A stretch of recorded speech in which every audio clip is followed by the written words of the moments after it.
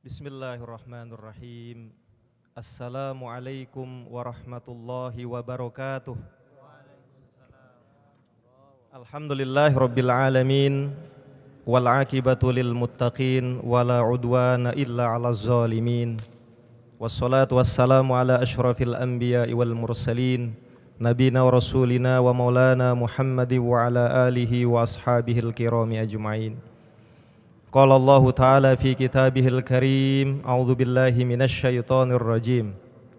Faqim wajhaka lid-dini hanifa fitratallahi allati fataran nas 'alaiha la tabdila li khalqillah walakinna aktsaran nasi la ya'lamun.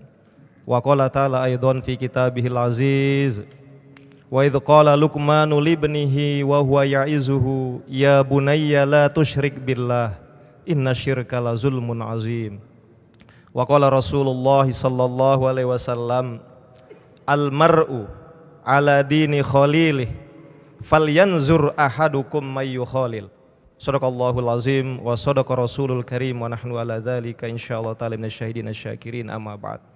Alhamdulillah, marilah kita senantiasa memanjatkan puja dan puji syukur kehadirat Allah Azza wa Jalla atas begitu banyak limpahan karunia, rahmat, pemberian, hidayah, taufik dan inayahnya kepada kita hingga pada malam Kamis yang barokah ini, tanggal 11 September 2019 Miladiyah, bertepatan dengan masuk malam 12 Muharram 1441 Hijriah.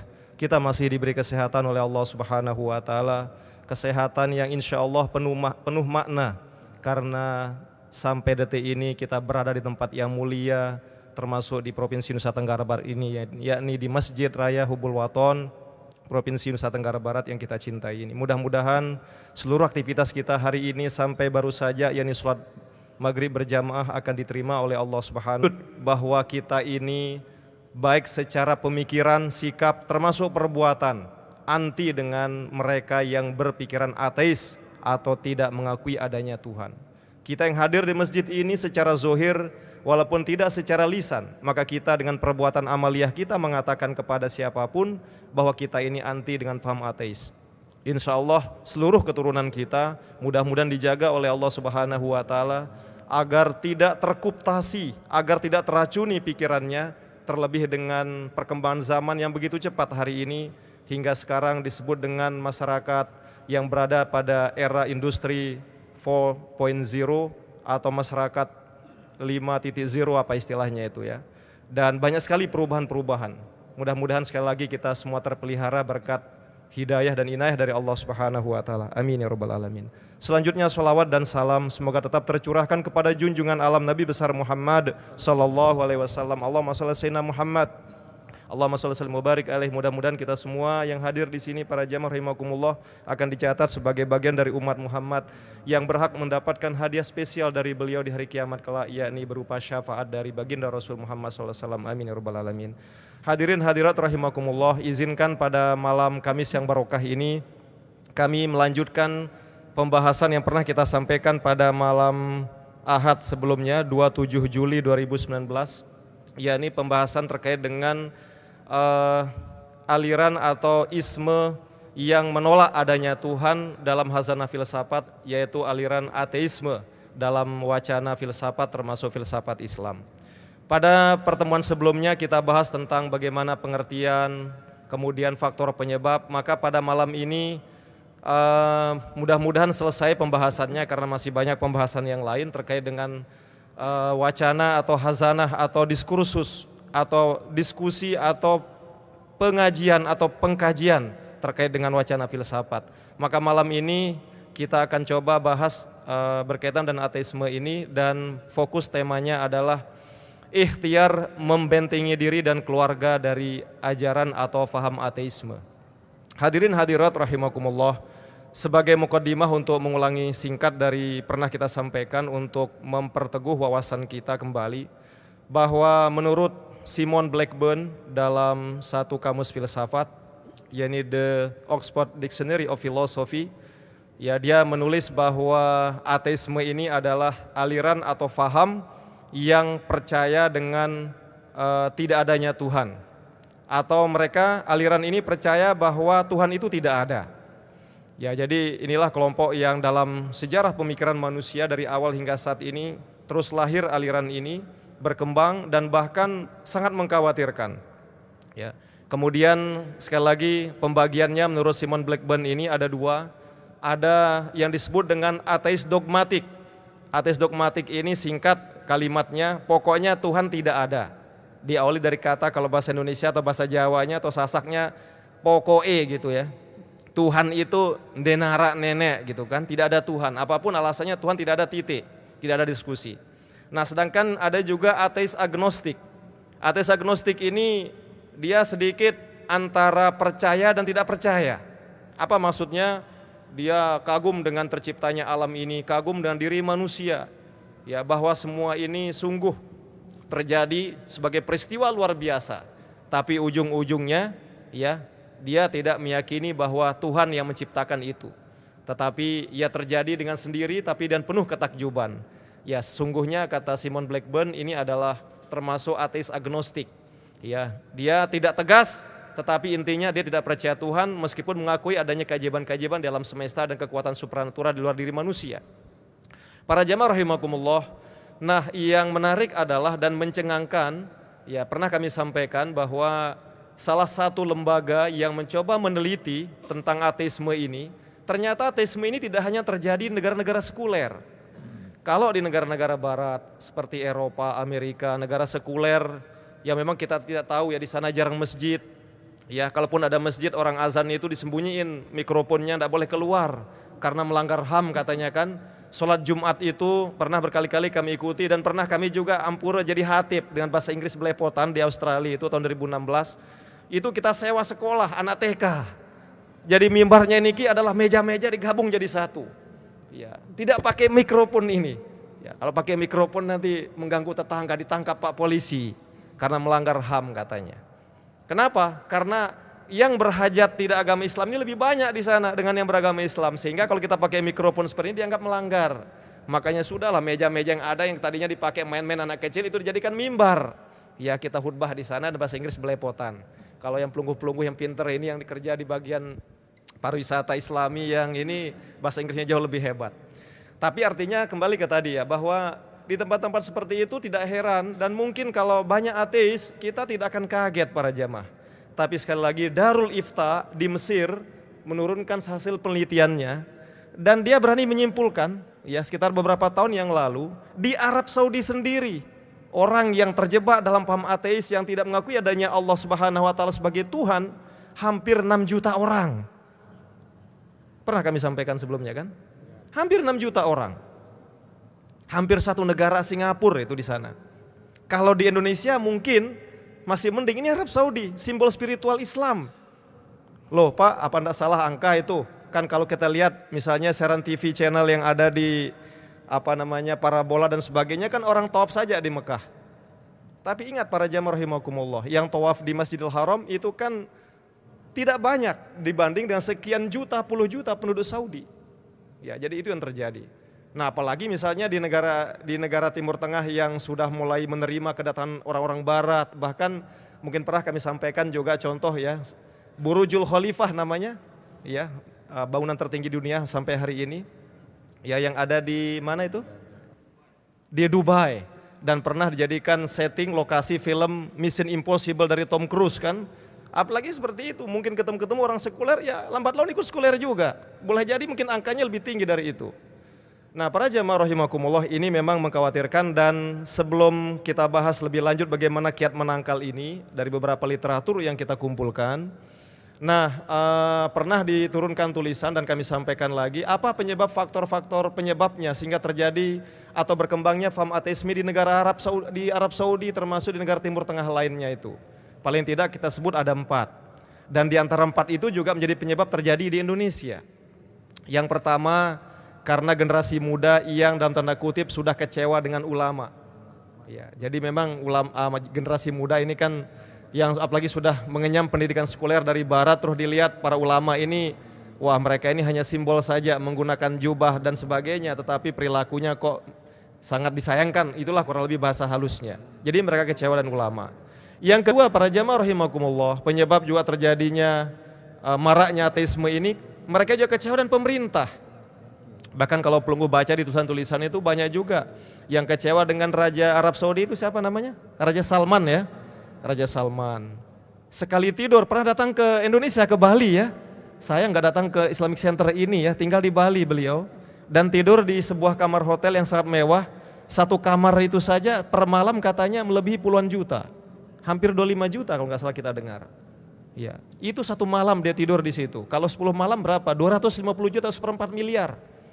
Ya artinya melihat perilaku pemerintah yang kaya tetapi tidak peduli dan yang lain itu membuat beberapa orang kecewa sehingga akhirnya lari dari Islam. Nah, yang ketiga jamaah rahimakumullah, ada juga yang lain dari yang lain ini, saking mungkin pendidikan logikanya terlalu dalam mungkin gitu ya. Jadi dia kecewa dan beralih paham, tidak lagi menganut Islam, keluar dari Islam padahal sebelumnya dia Islam atau Muslim. Ya, kemudian menjadi ateis, tidak mengakuinya adanya Allah Subhanahu wa taala sebagai Tuhan di alam ini, itu karena Al-Qur'an. Karena dia melihat adanya kontradiksi, pertentangan dalam Al-Qur'an. Ya, ini termasuk kelompok muda di Mesir yang pernah kami sampaikan kemarin kan. Salah satu pemuda itu mendalami Al-Qur'an, kemudian dia keluar dari itu yang bernama Ahmad Hussein Harakan, salah satu murid dari Syekh Yasir Birhami, tokoh Salafi Mesir. Dia keluar dari si Harakan ini atau Husain Harakan ini keluar dari Islam karena dia menganggap Al-Quran ini penuh kontradiksi atau pertentangan. Dan yang keempat para jamaah rahimakumullah, ya, yang menyebabkan ateis itu karena adanya faktor kemiskinan. Dan itu pula yang terjadi insya Allah di Indonesia.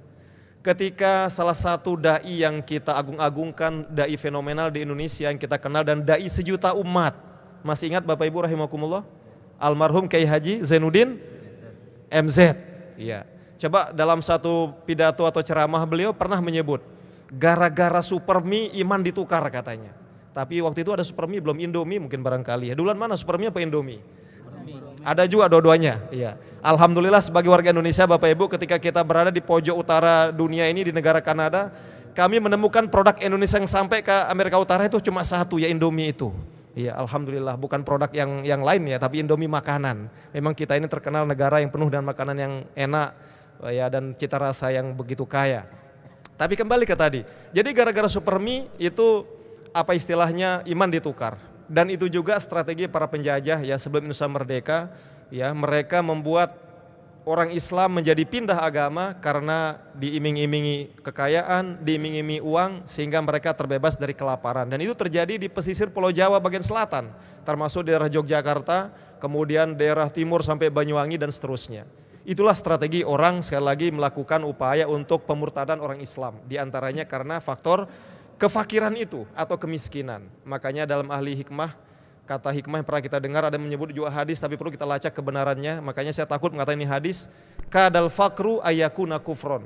Orang yang fakir miskin ini sangat dekat dengan pintu kekafiran. Kenapa? Karena seperti tadi.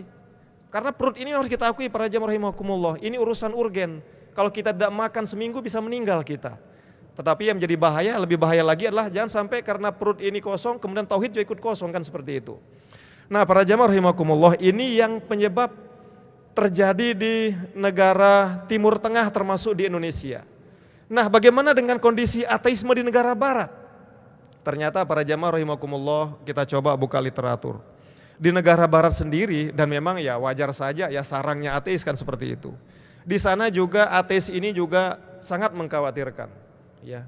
Dan yang paling mencengangkan juga ya, pernah ya salah satu berita apa namanya itu TV dunia CNN itu ya melakukan penelusuran di negara Amerika sendiri.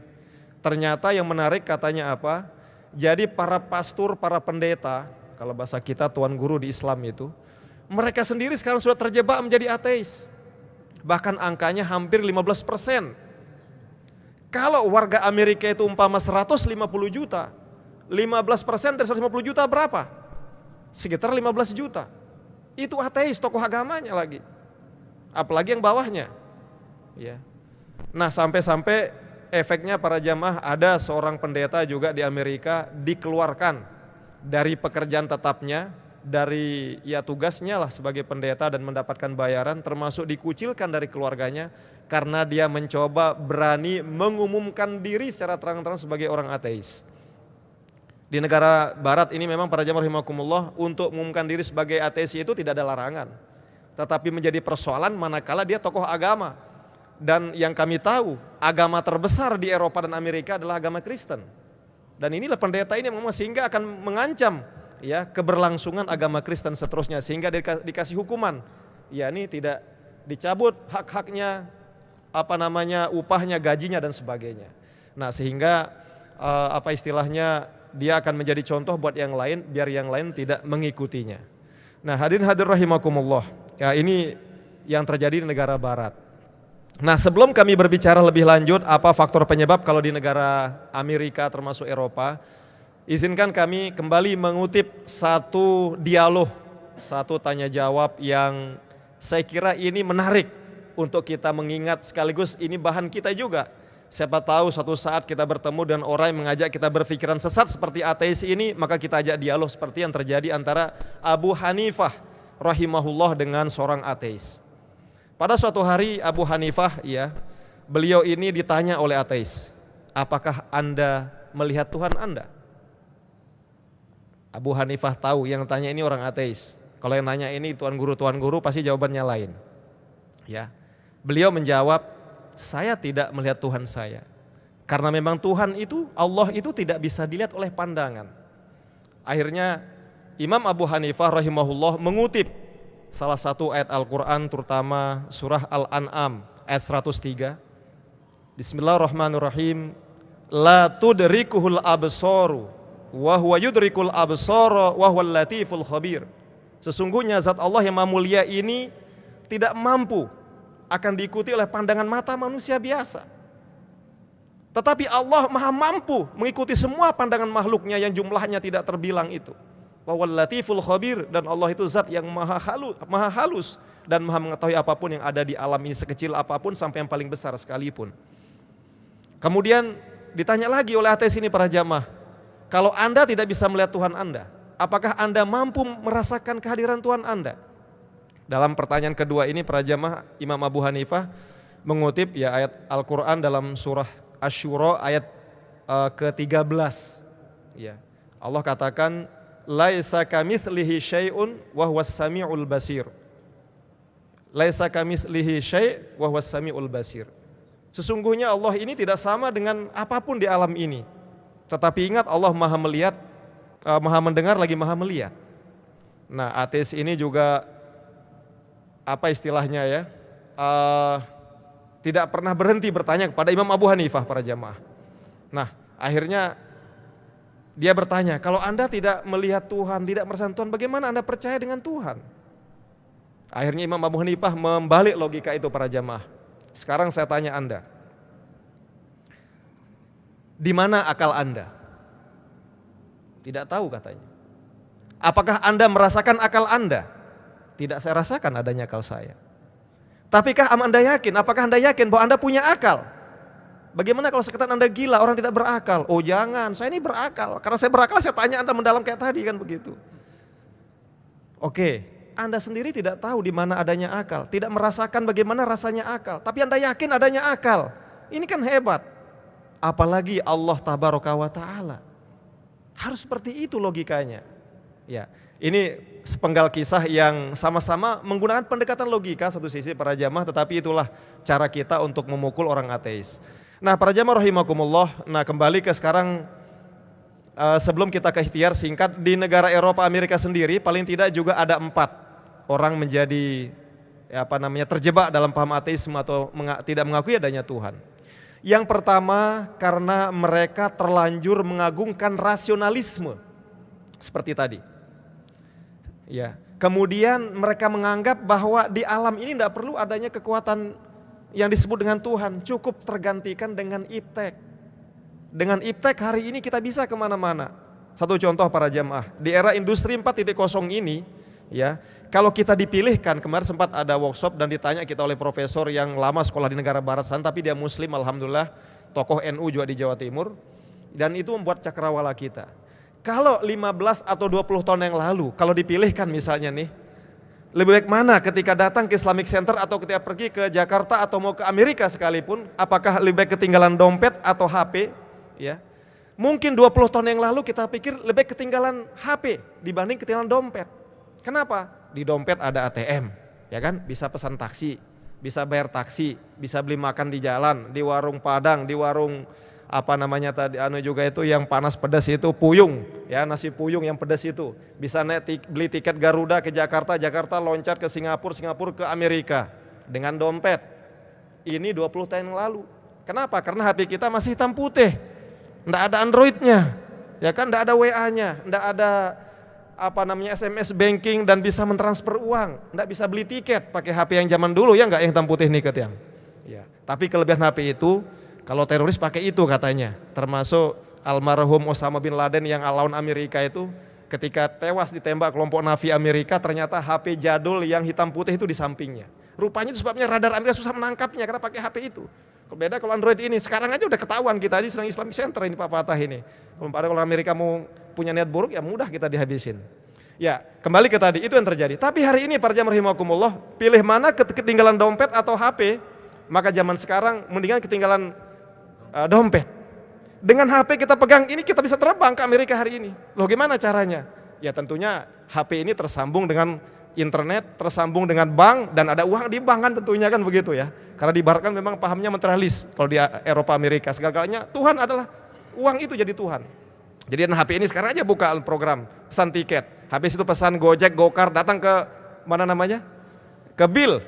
Nah di Bill tunggu jam terbang pesawat kan, tunjukkan HP aja nggak perlu pakai tiket itu. Kemudian sampai ke Jakarta pesan lagi, ke Singapura pesan lagi, sampai ke Amerika. Loh makan hotel gimana? Lewat HP juga. Nah, makanya bagi mereka sekali lagi Bapak Ibu rahimakumullah, Tuhan tergantikan oleh HP, internet. Itulah paham rasionalisme mereka yang terus sekuler. Kemudian yang kedua para jamaah yang menyebabkan mereka itu juga karena mereka melihat kalau tadi ya dari segi rasionalisme dan teknologi, kedua dari segi kesejahteraan. Kalau di dunia timur, di Islam, di Indonesia termasuk, karena kemiskinan kita menjadi ateis. Kalau di sana karena sejahtera menjadi ateis. Karena orang kaya-kaya seperti tadi.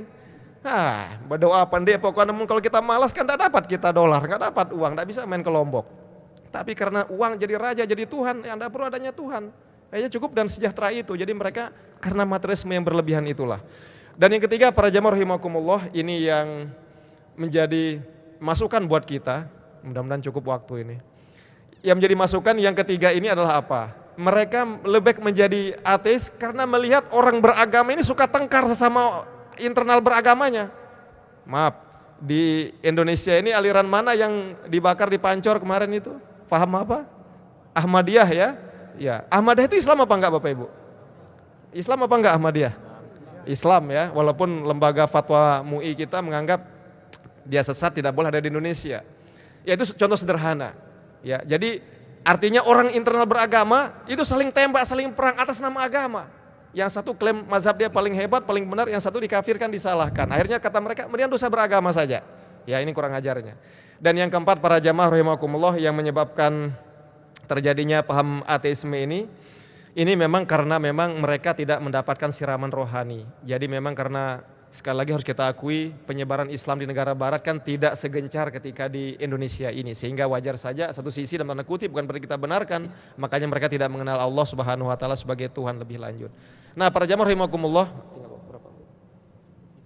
ya, baik kita tanya jawab aja di atas segalanya bahwa kita tentang ateisme ini, kemudian bagaimana kita membentengi, maka tadi Luqman ayat 13, keluarga membentengi anaknya, istrinya dari paham-paham yang bertentangan dan nilai-nilai Islam. La tusyrik billah, kata Luqman kepada anaknya, janganlah sekali-kali kamu menyekutukan Allah dan apapun, apalagi sampai mengingkarinya sebagai Tuhan sama sekali. Semoga bermanfaat. Subhanaka la ilma lana illa ma 'allamtana. Kalau ada pertanyaan kita persilahkan. Wassalamualaikum warahmatullahi wabarakatuh. Waalaikumsalam warahmatullahi wabarakatuh. Baik, kami persilahkan. Kita ada waktu sekitar 8 menit untuk tanya jawab. Ada jamaah yang bertanya? Sila. Baik, ini memang agak-agak mungkin saling mengingatkan saja. Yang kedua para jamaah, kalau tadi membentengi keluarga dari istilahnya paham-paham seperti itu, maka peran Bapak Ibu sangat besar di sini. Bapak Ibu mungkin 10 hari ke depan kita bisa aman. Tetapi 15 tahun ke depan siapa bisa jamin anak kita karena rajin buka internet, maka paham-paham ateis itu akan banyak melalui Facebook, melalui WA, melalui Google dan sebagainya. Dan itu penyebab kehancuran di Arab Saudi atau Timur Tengah lain. Generasi muda ini belajar dari internet sehingga mereka terjebak dengan paham itu. Di Indonesia juga banyak ya kelompok ateis ini. Ya, ada namanya dai gitu ya. Jadi ada A-nya itu ateis, I-nya Islam, D-nya itu pokoknya diskursus, pokoknya ateis Indonesia, dai, diskursus ateis Indonesia. Jadi itulah yang harus kita jaga anak kita, termasuk anak didik kita di sekolah, di madrasah dan seterusnya. Yang kedua para jamaah rahimakumullah, mau tidak mau kita harus banyak belajar, termasuk belajar filsafat. Ya, bukan berarti kemudian karena saya juga ngajar filsafat di UIN Mataram kemudian ini karena dosen filsafat. Coba kalau yang ceramah ini guru olahraga, nyuruh olahraga muridnya atau jamaahnya kan begitu. Olahraga banyak. Kenapa para jamaah? Karena memang mereka pendekatannya, silogisme pendekatannya akal tadi.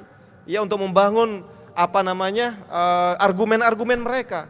Intinya bahwa yang harus kita imani adalah sesuatu yang tampak, yang maujud, yang kasat mata, yang bisa diverifikasi seperti ini. Sedangkan tidak tampak itulah omong kosong. Itu bangunan mereka bangun.